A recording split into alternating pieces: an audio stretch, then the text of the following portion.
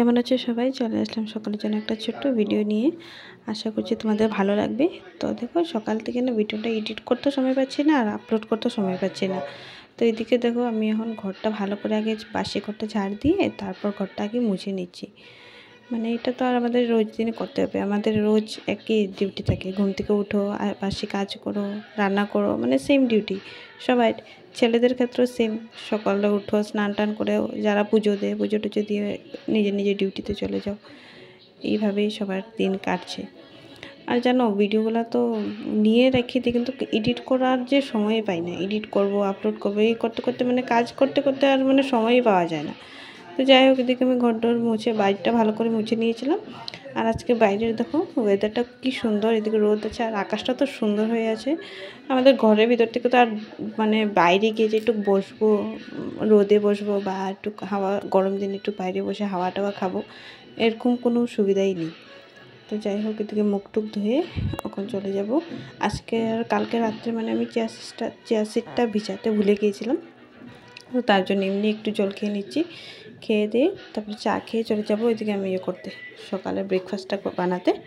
তো এদিকে দেখো আগে আটাটা মেখে নিচ্ছি আর রুটি করব, আর রুটির সাথে করব একটু ভাজি করব, সিম আলু আরও ফুলকপি ছিল, তো সবটা মিলিয়ে একটা ভাজি করে নেব। তো এদিকে ভাজিটা বসিয়ে দিলাম আর এদিকে রুটিগুলো এখন এক এক করে বেলে নেব ঝটপট করে। একা হাতে করতে একটু অসুবিধা হয় কিন্তু আর উপায় নেই, করতে তো লাগবেই না।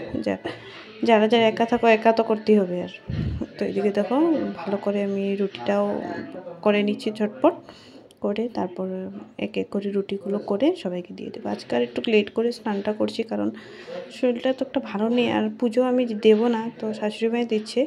তার জন্য আমি ভাবলাম এত জলদি ঠান্ডা লাগায় তো লাভ নেই, একটু দেরি করেই করবো। তো এদিকে আমার রুটিটা বেলাও হয়ে গেছে আর ভাজিটা প্রায় হয়ে আসছে। তো এদিকে দেখো ভাজিটা হয়ে গেছে আর এখন আমি এক এক করে রুটিগুলো করে সবাইকে দিয়ে দেবো। তো ভাই আছে, একটু আজকে লেট হয়ে গেছে ব্রেকফাস্টটা ওকে দিতে, তো আগে ওকে দিয়ে দিলাম বানিয়ে রুটিটা, তারপর সবাইকে এক এক করে দিয়ে দেবো। এদিকে ভাইকে আমি দিয়ে দিলাম, খাচ্ছে। আর এদিকে তোকে এক এক করে আমি সবাইকে এখন করে নিব আর সবাইকে দিয়ে আমিও খেয়ে নেব। তো তোমাদের আমার ভিডিও কেমন লাগে বলবে কমেন্টে, ভালো লাগলে লাইক কমেন্ট শেয়ার করে দিও। আর সবাই ভালো থেকো, সুস্থ থেকো। তো এদিকে আমার রুটি বানানো প্রায় হয়ে গেছে আর আজকে রুটিগুলো দেখো কী সুন্দর ফুল ছিল। আর এখানে শাশুড়ি মার জন্য দুটো তেল দিয়ে করে নিচ্ছি, শুকনো রুটি খেতে পারে না, একটু মানে কষ্ট হয় আর কি। আমরাও তেল দিয়ে করি, তো আজকে আর শুকনো শুকনোই করলাম।